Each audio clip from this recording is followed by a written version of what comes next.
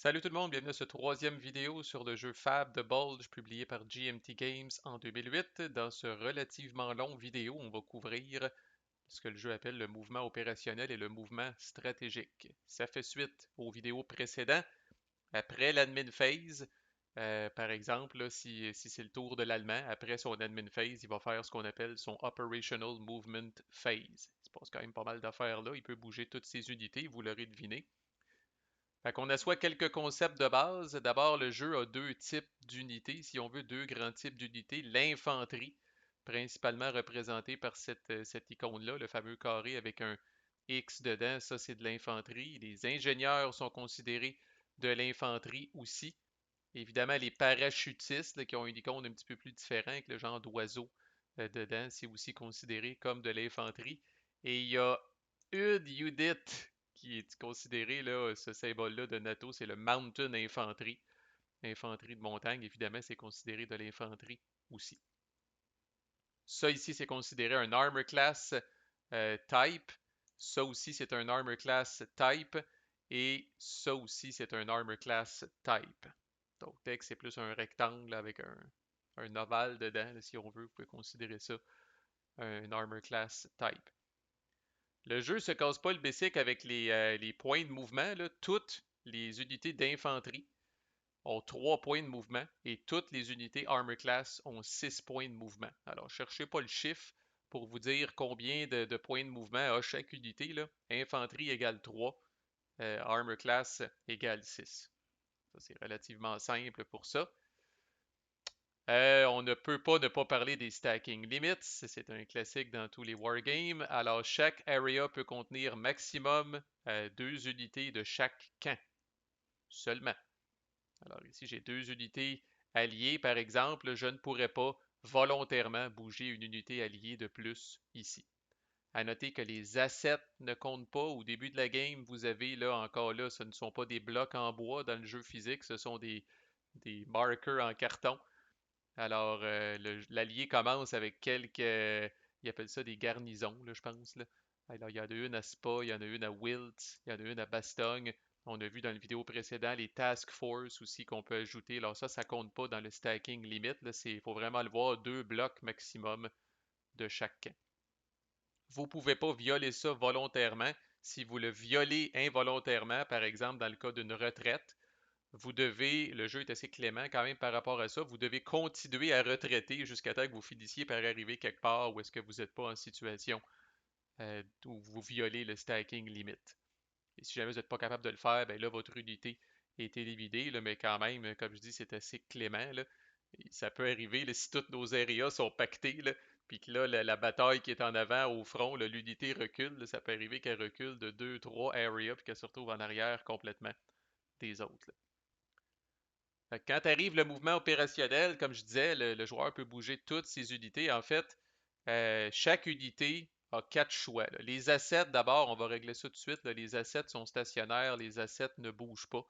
Et quand je vais parler d'unités, là, je parle des blocs, là, vraiment, là, des vrais units de combat, là. Les assets, que ce soit des task force, que ce soit des garnisons qui sont là en début de game, ça bouge pas, là. Alors, premier choix sur 4, c'est simple, c'est de rien faire. On va passer rapidement. Deuxième choix, et là vous allez voir un petit parallèle avec Enemy Action Ardennes, ceux qui ont écouté ces vidéos-là, c'est de bâtir ce que ce jeu-là appelle des Field Works, qui sont l'équivalent des Improved Positions qu'on avait dans Enemy Action Ardennes. Donc une unité qui est supplied, on va voir c'est quoi, qui est en good order, le jeu appelle ça, qui est en bon ordre. Alors, on va voir là, dans les vidéos sur les combats là, que les unités peuvent devenir disordered. Là, encore là, c'est un peu l'équivalent d'être dispersé dans Enemy Action Ardennes. Là. Ça veut dire que l'unité est un peu en déroute, est un peu tout croche, là. Donc, une unité qui est supplied, donc il y a suffisamment de sandwich pour se nourrir, qui est in good order, qui est pas tout croche, puis qui est dans un area qui est uncontested. Ça veut dire qu'il n'y a pas d'ennemis avec elle dans son area et qui ne fout rien pendant l'Operational Movement Phase. Vous pouvez à la fin venir mettre ce que le jeu appelle un Fieldworks Marker qui va protéger cette unité-là un peu plus en combat, là, qui va y permettre d'absorber, on va le voir dans une vidéo sur les combats, là, mais d'absorber un hit en combat sans que ça lui fasse mal. C'est maximum, là, il y a beaucoup de parallèles avec Enemy Action Ardennes, c'est maximum un Fieldworks. Je l'ai mis sur l'unité, là. En fait, le Fieldworks, on peut le mettre dans l'area, là, puis il bénéficie à toutes les unités qu'il y a là-dedans. Fait que si on a un area avec deux unités alliées, là, même si les deux foutent rien, je ne mets qu'un seul Fieldworks qui est bon pour les deux unités. Il reste là jusqu'à temps, là, si jamais les alliés évacuent la place, ben, le Fieldworks disparaît. Il va aussi disparaître évidemment en combat quand il a absorbé son premier hit, ou il va disparaître à la fin du tour, on va y revenir, si l'area est contesté. Donc quand l'area est contesté, même si par miracle vous avez réussi à garder votre Fieldworks parce que vous avez mangé aucun hit en combat, là, le Fieldworks va prendre de bord pareil à la fin du tour, là, si l'area est contesté. L'autre chose, puis on va y revenir, c'est que vous pouvez décider, encore là, c'est les mêmes prérequis, là, une unité qui est supplied en good order, puis qui n'est pas dans un area contesté, vous pouvez venir lui mettre un marqueur de réserve. Alors, autant l'allié que l'allemand a des marqueurs de réserve, ils n'en ont pas tout à fait la même quantité, là, puis ils n'ont pas tout à fait les mêmes limitations, là. Fait que pour l'instant, là, disons que bon, c'est écrit là, les fameuses zones, zone 5 et 6 et zone 7. Alors ça ici, là, encore là, si vous avez écouté Enemy Action Ardennes, vous ne serez pas dépaysé, là. Mais bon, ça c'est la zone là, de la 6e Panzer Army au nord. Dans le milieu, c'est la zone de la 5e Panzer Army. Et dans le sud, c'est la zone de la 7e Panzer Army. Fait qu'ils appellent ça ici la zone 6, ça la zone 5 et ça la zone 7. Alors, je sais que c'est pas en ordre de chiffre, là, désolé, mais Hitler n'avait pas arrangé ses forces là, pour que ce soit facile pour vous de jouer au jeu, là. Et les zones d'armée, là, j'avoue que c'est pas évident, là, mais c'est des espèces de doubles pointillés qu'on voit ici, là. Fait qu'on voit ici la lisière entre la 6e Panzer Army puis la 5e Panzer Army, puis ça se promène de même là, tout le long. Là, comme je dis, c'est dur à suivre. C'est une autre affaire où la map pourrait être un petit peu plus claire, là. Bref, si vous êtes l'allié, vous avez trois réserves marqueurs pour les zones 5 et 6 que vous pouvez mettre sur des unités qui se trouvent physiquement dans les zones 5 et 6. Et vous avez deux marqueurs pour les unités qui se trouvent dans la zone 7. Si vous êtes l'Allemand, ben vous en avez un pour la zone 7, deux pour la zone 5 et deux pour la zone 6. Alors, on va y revenir, tout ce qu'on peut faire avec ça, mais pour l'instant, sachez qu'il y a une unité encore là qui décide de ne pas bouger. Vous pourriez décider de prendre un marqueur comme ça de réserve et venir le mettre dessus. Vous aurez deviné que ça va lui permettre de faire du mouvement stratégique. J'ai pas pu me retenir, je l'ai dit. Fait que, ben voilà, on va y revenir. Ça peut faire ça et autre chose aussi. Fait que c'est pour ça on va en reparler un petit peu plus tard dans une autre vidéo. OK, mouvement maintenant. Je l'ai dit, infanterie 3 points de mouvement, armor class 6 points de mouvement. La twist très intéressante dans ce jeu-là, je trouve ça brillant, je trouve que c'est une des façons les plus brillantes dans les batailles sur le Bulge qu'on a trouvé là, pour gérer les problématiques de fuel des Allemands. Alors, oui, c'est vrai qu'une unité d'armor class allemande peut bouger de 6. Par contre, à chaque fois qu'elle veut bouger de plus que 3, donc elle veut pouvoir bouger à limite jusqu'à son maximum de 6, le joueur allemand doit flober un fuel asset qu'il a dans son available box et le mettre dans son used box. Alors il n'y a que 5 marqueurs de fuel. Il y a moyen d'en gagner un de plus, là, mais c'est assez rare. Mais pour l'instant, retenez qu'il y a peut-être 5 marqueurs de fuel. À toutes les fois que l'Allemand les utilise, ils s'en vont dans le used box. Et comme on a vu dans le vidéo précédent, God knows quand est-ce qu'il va revoir ces fuel assets-là. Ils vont être remélangés dans sa cope avec les autres assets, puis il va en piger un certain nombre à chaque tour, puis peut-être qu'il ne pigera pas de fuel. OK? Alors, à un moment donné, si l'Allemand s'énerve un peu trop puis commence à bouger un paquet de tanks loin, il va commencer à vivre des problématiques de fuel, comme les Allemands ont vécu des problématiques de fuel historiquement. Alors, cette règle-là ne s'applique pas si l'Allemand bouge une unité Armor Class d'un area seulement. Même si le coût total, comme on va voir tantôt, pour bouger cette unité-là dépasserait 3 points de mouvement, ça ne coûte pas de fuel. Alors, il faut bouger au moins de 2 areas et il faut que ça coûte plus que 3 points de mouvement pour que ça coûte un fuel. Et pas de fuel, pas possible. Ça veut dire qu'un Allemand qui est complètement démuni de fuel, ses Armor Class Units ne peuvent se déplacer que de 3 points de mouvement. Ils se déplacent pas plus vite que l'infanterie. Ils sont, ils se font tirer par l'infanterie parce qu'ils ont plus de gaz. OK, on bouge ces unités une à la fois, ça c'est un classique. On stop dès qu'on entre dans un area qui contient des unités ou des assets ennemis. Ça c'est un classique aussi. Alors même si vulgaire, j'appelais ça des speed bumps, là, des task force, puis ces patentes-là, c'est la même affaire, là. Mais même ces vulgaires assets-là de carton, là, elles sont suffisantes pour stopper le mouvement d'une unité ennemie, là. Alors si elle décide de se déplacer ici, ben, elle va probablement gagner le combat haut la main, là, mais tout de même obligé d'arrêter, même si c'est pas un bloc comme tel et que c'est juste un asset, là. OK, là, c'est le temps de se familiariser avec la map, qui est pas simple, j'en conviens. Alors, il n'y a que deux types de frontières, ou de ce que le jeu appelle des boundaries dans le jeu. Alors, il y a ce qu'on appelle des open boundaries, qui sont les lignes blanches ici, et il y a des river boundaries, qui sont les lignes bleues. Et dans tous les cas, là, ces deux types de frontières-là délimitent les areas, là. Fait qu'ici, baraque de fraiture, c'est encore ben, une open boundary ici, une open boundary là, une open boundary là, une open boundary là, a une river boundary avec Vielsalm et a une open boundary avec Waiswampak. OK? Là, ce qui n'est pas évident pour l'œil, c'est qu'il y a aussi un network, un réseau de routes qui relie ces areas-là. Et ça, ce sont les espèces de lignes grises qui se promènent un peu partout, là. Fait que, tu sais, là, évidemment, pour un newbie, là, des fois, ou pour l'œil, le cerveau humain, là, des fois, on peut regarder baraque de fraiture puis avoir l'impression, tu sais, qu'il est délimité par ça ici. Mais ça, ce sont en fait des routes qui passent à travers champs dans baraque de fraiture, là. Les vrais boundaries qui délimitent des areas, ce sont les open boundaries blanches et les river boundaries bleues.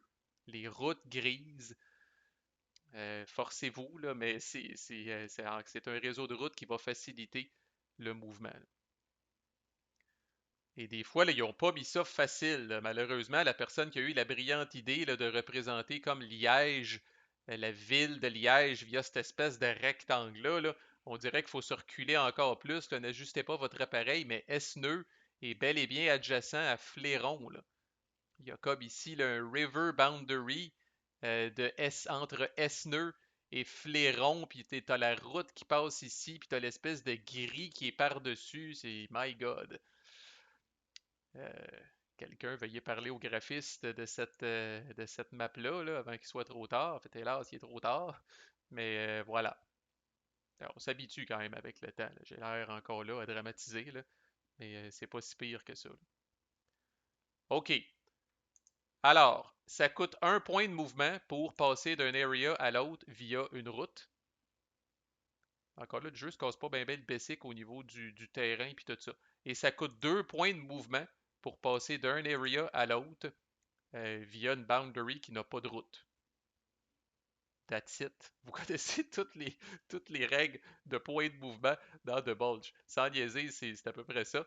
Fait que bouger, par exemple, bon, cette unité-là veut bouger d'ici à là, ça lui coûte un point de mouvement. Elle veut bouger d'ici à là, ça lui coûte 2 points de mouvement. Okay, par défaut. On va voir qu'il y a des petits twists, évidemment, là. Fait que, par défaut, un river boundary ne coûte pas plus cher à traverser qu'un open boundary, là. Fait que, par exemple, cette unité-là, si elle vient ici, ça lui coûte 2 points de mouvement. Si elle vient ici, ça lui coûte 2 points de mouvement. Ce que le jeu dit, c'est que même si visuellement, il n'y a pas de route qui passe d'ici à là, évidemment, c'est sous-entendu que le tank ne roule pas dans la rivière avec de l'eau par-dessus le canon, là. Il y a un pont qui existe quelque part sur cette river boundary, même si c'est un petit pont artisanal, puis il permet de traverser aussi facilement qu'une open boundary qui est ici, là. Ça, je pense même en jargon technique, là, le jeu appelle ça un field connection, cette affaire-là, là, tu sais, en voulant dire, il n'y a pas de route, là, fait que, tu sais, la unit se promène un peu là, dans la brousse et dans la nature, là. À noter, alors, cette unité-là ici, ça lui coûte un point de mouvement pour s'en venir ici. Oups, sorry, je vais fermer mon Teams pour ne pas être harcelé. Alors, cette unité-là ici qui décide de se promener là, ça lui coûte un seul point de mouvement. Si elle décide après de s'en venir à Luxembourg City, ça lui coûte aussi un seul point de mouvement parce qu'il y a une route qui relie Capellen avec Luxembourg City. Alors là, faut pas trop imaginer d'affaires, là. Euh, Parce que là, il y a des gens que. Pourquoi je dis ça? C'est parce qu'il y a des gens qui vont dire hey, j'ai traversé d'ici à là, alors je suis physiquement sur cette route-là ici. Et cette route-là ici ne connecte pas à cette route-là ici. Le jeu ne rentre pas dans ce niveau de détail-là, OK? Là, vous avez pris un petit rang de campagne, là, puis vous avez réussi à rejoindre l'autre route, là, faites-vous-en pas, là. Mais bouger d'ici à là, c'est un point de mouvement. Et dans le même mouvement, bouger d'ici à là, c'est un point de mouvement aussi, là. OK, on retrouve le même principe, genre, c'est où que j'ai vu aussi, là? On va prendre l'allemand, là, tant qu'à aller se promener chez eux. Fait que cette unité-là, bouger d'ici à là, c'est un point de mouvement. Et après, encore là, il peut bouger d'ici à là, tu sais, là, pour un point de mouvement, là. Je vais juste tasser ça, parce que je vais expliquer l'autre petite règle, je vais pas vous... Alors, bouger d'ici à là, un point de mouvement. Bouger d'ici à là, un point de mouvement. Encore là, même si les routes se touchent pas, c'est pas grave. On se pose la question, point de mouvement par point de mouvement, y a-t-il une route qui relie cet area-là à cet area-là? Si oui, ça coûte seulement un point de mouvement. On ne peut pas bouger en diagonale. Et quel est l'exemple que j'ai pris là, de Ped et de Bizarre? C'est rare que ça arrive. Saint-Hubert et Cibray. OK. Fait que, donc, on ne peut pas bouger d'une shot d'ici à là. Vous voyez que Saint-Hubert et Cibray ne se rencontrent qu'au coin qui est ici, là. Alors, on ne peut pas bouger d'ici à là. Il faut faire le grand tour, là. Il y a une boundary spéciale dans le jeu. Il ne faut pas s'empêcher de mettre ce petit chrome-là, là. Demandez-moi pas ce que c'est, là. C'est le Schneeeifel. Et c'est ici, là. Vous voyez cette espèce de patente-là, là, c'est un petit peu différent, là, puis c'est écrit Schneeeifel dessus. Alors, cette boundary-là, qui est spécifiquement là, entre les areas de Prum et de Bleaf, alors elle coûte 3 points de mouvement par défaut et elle ne peut pas du tout être utilisée par les Armor Class Units. Et elle ne peut pas être utilisée pour faire du mouvement stratégique non plus. C'est assez chromé, là, quoique c'est un area de reinforcement, ça, puis des fois, effectivement, on peut avoir des tanks qui arrivent là comme allemands, là, puis on peut être tenté. Fait que je pense que la plus grosse restriction, peut-être, là, c'est que les tanks ne peuvent pas du tout traverser cette boundary-là. Là. C'est pas juste du petit chrome que vous pouvez oublier, là. Rappelez-vous que les tanks ne peuvent pas passer d'ici à là, là. Et que si de l'infanterie décide de passer, c'est 3 points de mouvement au lieu de 2. Si jamais un pont est pété, toutes les river boundaries, leur pont, tu sais, là, leur pont imaginaire, je m'en allais dire leur pont imaginaire, c'est pas ça que je veux dire, mais vous comprenez, le pont qui est sous-entendu sur les river boundaries peut être pété. Il y a des marqueurs de blown bridge, et là, c'est un classique encore là dans les wargames. Un pont pété, ça prend tout le mouvement d'une unité pour le traverser. Alors, si ce tank-là commence ici, là, dans un même mouvement, il ne peut pas faire. Tu sais, là, il ne peut pas bouger ici, puis après ça, bouger ici. Pour traverser un pont pété, il faut commencer directement de l'autre côté du pont, puis ça prend tous nos mouvements pour le traverser. Peu importe combien de mouvements ça coûte, j'en ai parlé un petit peu tantôt, là, vous êtes toujours capable, à moins que le mouvement soit interdit, là, comme c'est le cas ici là, pour les Armor Class Units. Mais sinon, peu importe combien ça coûte de mouvement, vous êtes toujours capable de bouger d'au moins un area, de bouger une unité d'un area dans son movement phase. Alors, on va voir qu'à un moment donné, je vais commencer à parler des pénalités de mouvement, là, mais tu sais, à un moment donné, ça vient que ça s'accumule, puis vous pourriez dépasser, même avec un area, vous pourriez conceptuellement dépasser le nombre de points de mouvement que vous avez, même si c'est le cas, vous êtes capable quand même de bouger. Alors, parlons-en là, des petites pénalités, là, parce que ça a l'air facile. Un, via les routes, puis deux, via les connexions. Mais vous allez voir, c'est pas si simple que ça. En fait, il y a une règle assez facile à retenir, c'est que dès que vous bougez dans un area où il y a ce que j'appelle quelque chose de vivant, que ce soit ami, ennemi, même un asset, même ce vulgaire asset-là ici, ça compte, ça vous coûte un point de mouvement de plus. Alors en fait, cette unité-là, pour bouger ici, ça lui coûte 2 points de mouvement parce que c'est un river boundary puis qu'il n'y a pas de route, plus un parce qu'il y a un asset. Alors ça vient d'y coûter ces 3 points de mouvement. Et à cause du trafic, là, c'est vrai, là, ami ou ennemi, là. Fait que, tu sais, je vais mettre ça ici, là, mais ce tank-là, pour bouger ici, alors il suit la route, c'est un point de mouvement, plus un, parce qu'il y a quelque chose de vivant dans l'area, ça fait 2. Il bouge ici, ça lui coûte un point de mouvement parce qu'il y a une route, plus un parce qu'il y a une unité. Il est rendu à 4 points de mouvement. Ça lui coûterait un fuel pour faire ça, là. Deux minables, ben, deux mouvements via des routes pourtant, mais le fait qu'il y ait des unités dans chacun des deux areas, que ça lui coûte un de mouvement de plus, il est rendu à 4 points de mouvement et il a bougé plus qu'un area. Alors, il bénéficie pas là, de l'espèce de truc gratuit qui ferait en sorte qu'il ne serait pas obligé de dépenser de fuel parce qu'il a bougé juste d'un area. Alors ici, là, lui, il est rendu à 4 points de mouvement. Il ne peut même pas traverser ici. Parce que là, il n'y a pas de route, alors ces 2 MP, ce serait plus un parce qu'il y a une unité là, il serait rendu à 7, même en dépensant un fuel, c'est plus que la capacité de mouvement d'un armor class. Et quand je disais là, qu'on peut toujours bouger d'un area, même si ça dépasse notre capacité de mouvement, une infanterie a 3 points de mouvement. Si elle traverse le Chenille Eiffel, c'est 3 points de mouvement, plus un parce qu'il y a quelqu'un ici, ça fait 4. C'est pas grave, elle peut le faire pareil. On peut toujours faire euh, un area movement, même si ça dépasse notre capacité de mouvement. L'autre chose, et le jeu est peut-être, en tout cas, plus clément que d'autres jeux sur le bulge. Encore là, c'est tout le temps intéressant de voir comment le designer a modélisé ça.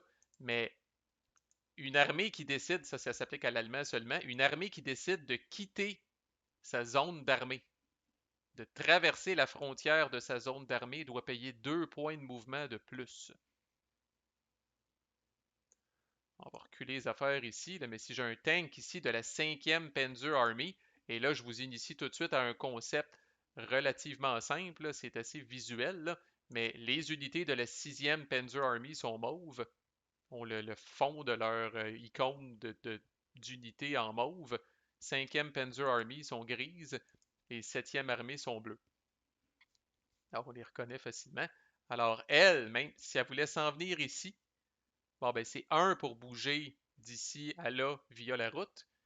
Mais là, watch out. Là, alors là, encore là, n'ajustez pas votre appareil. Il n'y a pas de route qui relie Vielsalm à Malmedy. Alors, ça coûte 2 plus 2.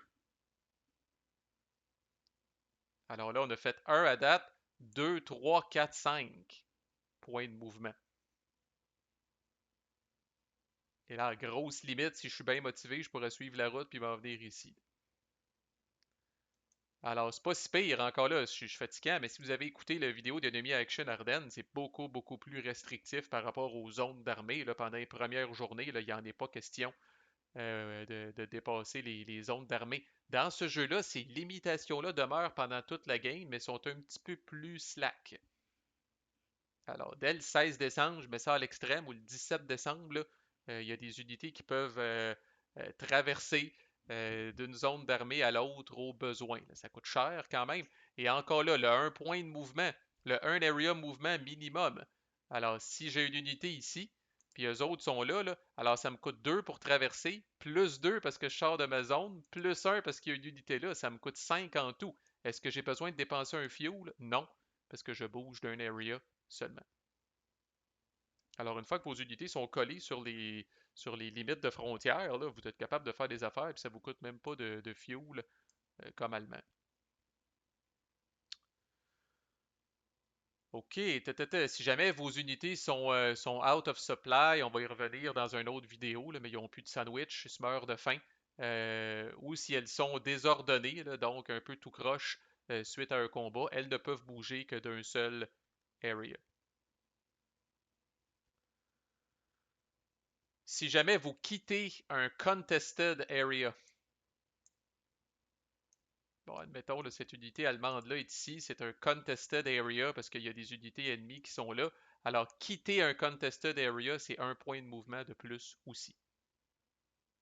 Et quand vous quittez un contested area, là, vous devez faire ça là, dans l'ordre et la discipline et non pas tout croche. Là, vous devez bouger dans un area qui est friendly, qui vous appartient et qui n'est pas contesté. Et tout le long de votre déplacement, vous ne pourrez pas entrer dans un autre area qui contient des ennemis. Par exemple, cette unité-là ici, là, évidemment, elle ne pourrait pas décider de sortir et de s'en venir là, parce qu'elle s'en vient dans un area ennemi. Elle ne pourrait même pas, même s'il y a des unités amies ici, tant que c'est contesté, elle ne pourrait pas sortir et s'en venir ici. Et à la limite, là, si c'était un tank super rapide, là, tu sais, là, fait que lui, même là, ouais, il serait pas capable. Je vais être obligé, je vais tasser cette unité-là temporairement. Alors, lui, bouger ici, il n'y a pas de route, c'est 2 points de mouvement, plus un parce qu'il quitte un area qui est contesté. Et il pourrait théoriquement bouger ici, ces deux points de mouvement, plus un, il arriverait à son 6 points de mouvement, il dépenserait un fuel. Mais oubliez ça, il a quitté un area qui était contesté, là. Tu veux reculer, tu veux retraiter, là, tu n'iras pas attaquer ailleurs, tu n'iras pas dans un autre area qui contient des ennemis units, c'est pas vrai, là. C'est pas si rare que ça qu'on fait ça, là. Comme allié, on va faire ça souvent, là, reculer, comme on dit, échanger du temps contre du terrain. Alors, on va reculer, mais quand on fait ça, il faut faire ça de manière relativement ordonnée. Là, on ne quitte jamais un contested area, entre guillemets, de manière offensive pour aller se battre là, avec d'autres personnes. Si on fait ça, c'est parce qu'on couillonne et puis qu'on décide là, de reculer. Là. Ah, OK, il y a des petites affaires un peu spéciales. Là. Euh, OK, il y a maximum une unité qui peut traverser une river boundary dans un area qui est un newly contested area. Là, il y a ça a beaucoup de termes. OK, un à la fois. Alors, on a la situation ici. Le tank décide de leur rentrer dedans. Parfait. Il vient de créer ce qu'on appelle là, un nouveau contested area. C'est-à-dire que cet area-là n'était pas contested au début de la phase de mouvement. Maintenant, il l'est parce qu'il contient des unités des deux factions. Et cette river boundary-là, maintenant, ne peut pas être utilisée dans cette phase-là de mouvement là, par une autre unité. Alors, elle, même si elle voulait se joindre à la fête, ne pourrait pas traverser la même boundary. Alors, sous-entendu, là, lui a traversé le pont bien tranquillement là, parce qu'il y avait des ennemis l'autre bord. Là. Alors, l'autre unité ne peut pas suivre directement en arrière puis traverser le même pont, il faut qu'elle vienne d'ailleurs. Alors, c'est pour ça que je vous ai fait ce petit setup-là. Ce move-là, par exemple, serait légal. Ce tank-là bouge ici. Cette unité d'infanterie-là bouge ici parce qu'elle n'a pas utilisé la même river boundary. Alors, c'est une autre petite particularité des river boundaries. On n'a pas ce problème-là avec les field boundaries, c'est-à-dire que si les deux mêmes unités allemandes étaient ici, là, les deux peuvent décider de rentrer ici par la même boundary. Ça, c'est pas un problème parce que ce n'est pas une river boundary. Et ça ne s'applique, là, cette règle-là, là, que si on entre si on crée un nouveau area contested via des river boundaries, si l'area était déjà contested, là, la bataille est déjà pognée dans le milieu de l'area, puis là, vos unités peuvent se déplacer plus librement, c'est pas un problème. Euh, c'est pas si rare que ça l'arrive. Là. Comme vous voyez, il y a beaucoup d'eau dans la région, il y a beaucoup de rivières. Puis le stacking limite de 2 là, fait en sorte qu'on est un petit peu pogné, puis on est cheap sur le fuel aussi comme allemand, fait qu'on essaye d'optimiser nos mouvements. Fait que des fois, on va vouloir rentrer dans un area, là, puis faire passer plus qu'une unité par la même river boundary, mais si c'est un nouveau contested area, c'est pas possible de le faire.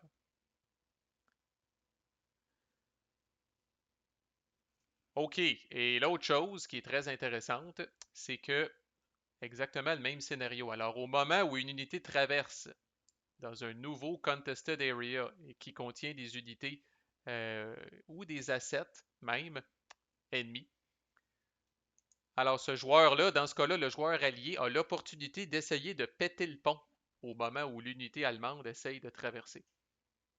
Fait que là, j'annonce par exemple que cette unité-là décide de traverser ici. Alors là, conceptuellement, on l'arrête sur la rivière. L'allié a l'option d'essayer de péter le pont. S'il décide de le faire, il brasse un des 10. Sur un 1 à 5, il pète le pont. Alors, il y a une chance sur deux de péter le pont. Alors, c'est un peu une tentative là, On va voir qu'avec les ingénieurs, là, c'est beaucoup plus assuré comme succès. Là. Mais là, c'est une tentative un peu d'urgence de péter le pont. Là. Alors, c'est pas assuré que ça va marcher, il y a une chance sur deux. Alors, s'ils échouent, ben, eux autres réussissent à traverser. À noter qu'il y aurait une autre opportunité si rappelez-vous, le L ne peut pas traverser ici, parce que cette river boundary-là a déjà été utilisée par elle pour créer un nouveau contested area. Mais si ce tank-là décidait de bouger ici, officiellement, là, ça arrive à peu près en même temps, cette affaire-là, là, puis il y a du monde qui watch les deux ponts. Là. Alors, encore là, il y aurait une autre tentative qui pourrait être faite par l'allié, même à faire 1 à 5 sur un des 10 pour essayer de péter le pont.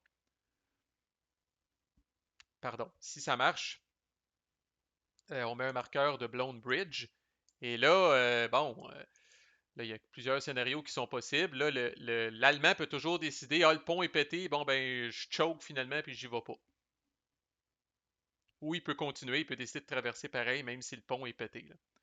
Évidemment, s'il venait d'ici, puis qu'il a fait un, puis qu'il a essayé de traverser, puis qu'on réussit à péter le pont, ben là, il n'a pas le choix. Là. Il ne peut pas traverser. Le pont est pété. Et rappelez-vous, un pont pété, il faut que vous commenciez directement à l'autre côté, puis ça prend tous vos moves. Alors là, il n'a pas le choix.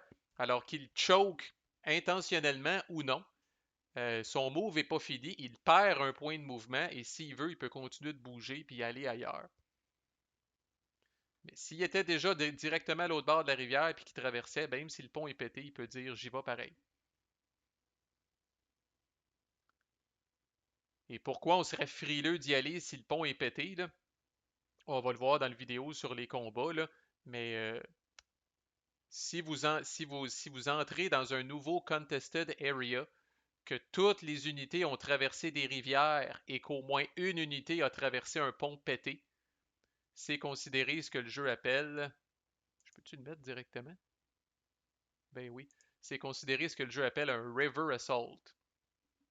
Alors là, c'est un assault qui n'est pas très chic, là, qui s'est fait. Alors là, vous avez peut-être une coupe de tanks qui ont été bouillés dans le processus, là, fait que, ou une coupe de gars là, qui ont eu de l'eau jusqu'en dessous des bras. Là. Fait que là, c'est considéré un River Assault, puis vous allez avoir des pénalités lors du combat. Encore là, dès qu'une unité est arrivée par la terre dans le contested area, fait que je vais faire un vrai exemple. Là. Alors, vous avez cette unité-là, elle a essayé de traverser, le pont a réussi à être pété ici, mais vous avez une autre unité qui est arrivée ici par la terre, ce n'est pas considéré un River Assault. Alors, je répète, pour que ce soit considéré un River Assault, toutes les unités sont rentrées dans l'area via des rivières, et au moins une unité a rentré via un pont pété. Alors, même principe, si deux unités réussissent à rentrer ici et que l'allié pas chanceux réussit aucun de ses items pour péter le pont, ce n'est pas considéré un River Assault, même si les deux ont traversé des rivières, parce que vous n'avez pas le requis du pont pété qui est là. Alors, ma foi, on a presque fini. En fait, on a fini le Operational Movement. OK?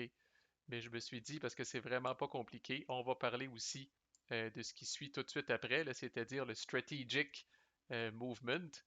Alors, bon, là, vous aurez deviné, là, il y aurait des combats, là, tu sais, possiblement, là. Puis ça, on va couvrir ça probablement dans une prochaine vidéo. Mais tout ça pour dire, le mouvement stratégique, c'est quoi? Une fameuse unité qui a réussi à avoir un marqueur de réserve dessus peut décider de faire du mouvement stratégique. Et du mouvement stratégique, comme son nom l'indique, là, on oublie le calcul des points de mouvement. Là. Cette unité-là peut bouger là, n'importe où. N'importe où sur la map, le tant qu'elle est capable de suivre, là, puis ça va être le cas là, la majorité du temps pour l'allié, tant qu'elle est capable, là, elle a juste pas, faut juste pas qu'elle rentre dans un area qui est contesté, dans un area qui est contrôlé par l'ennemi, et elle ne peut pas traverser de pont pété.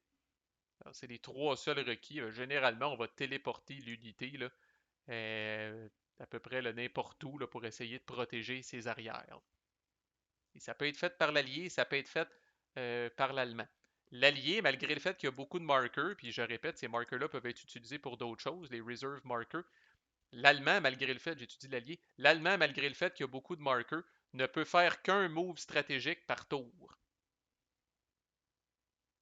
Il peut utiliser certains de ces marqueurs-là pour faire autre chose, comme on va voir, là, mais pour faire du mouvement stratégique, là, ce qu'on est en train de parler, là, essentiellement quasiment téléporter son unité à peu près n'importe où, tant qu'elle ne rentre pas dans des contested areas, enemy controlled areas ou des ponts pétés. L'Allemand peut faire ça maximum une fois par tour. Par contre, ça lui coûte pas de fuel et il peut se foutre des zones d'armée. Intéressant pour venir renflouer là, avec une unité qui est très loin là, pour venir renflouer quelque part. Là. Je rappelle que le Chenille Eiffel ne peut pas être utilisé là, comme connexion là, pour faire du mouvement stratégique. Ça, c'est beaucoup plus rare. Là, étant donné que le mouvement stratégique, on bouge quasiment d'un nombre illimité d'area, on va toujours être capable généralement de contourner le Chenille Eiffel anyway. L'allié, lui, est pas limité. S'il voulait faire ça avec ses 5 marqueurs de réserve, faire du mouvement stratégique avec 5 unités, il peut le faire. Puis là, je vous donne tout de suite un avant-goût là, du bluff qu'il peut y avoir au niveau des block games. Regardez ici, là. L'allié a 2 blocs. On s'entend qu'il y en a un qui est pas mal plus fort que l'autre. On n'est pas rentré dans les détails, là, mais le nombre de steps de l'unité, c'est le nombre de points qu'il y a dans le haut. Là. Fait que vous avez une grosse unité d'infanterie élite avec 4 steps, puis une minable cavalerie avec un seul step qu'on appelle le vétéran, là, qui est moins fort qu'élite. Alors là, ce que vous pouvez faire, c'est que vous pouvez venir mettre, là, votre adversaire, l'Allemand, sait pas laquelle est laquelle. Alors, vous allez venir mettre un marqueur de réserve, vous allez bouger peut-être cette unité-là pour aller donner un coup de main, mettons, à Bastogne ou peu importe. Et là, l'Allemand, quelle unité s'est déplacée? Qu'est-ce qui reste à Montchaud, là? Qu'est-ce qui reste ici? Est-ce qu'il a laissé sa petite cavalerie ou est-ce qu'il a bougé sa grosse unité d'infanterie? Malheureusement, pour le savoir, il va falloir qu'il vous rentre dedans. Alors, c'est une grosse différence comparée aux autres wargames où tout ça serait fait publiquement. On serait capable de voir exactement qu'est-ce qui reste sur le board. Alors là, rappelez-vous, l'Allemand lui voit un paquet de blocs verts. C'est ça qu'il voit, lui. Fait qu'il. C'est. God knows qu'est-ce qui est. Puis c'est ça n'est qu'un début, là, tu sais. Fait qu'il y a un très gros principe, là, comme on dit, de fog of war dans le jeu. Là.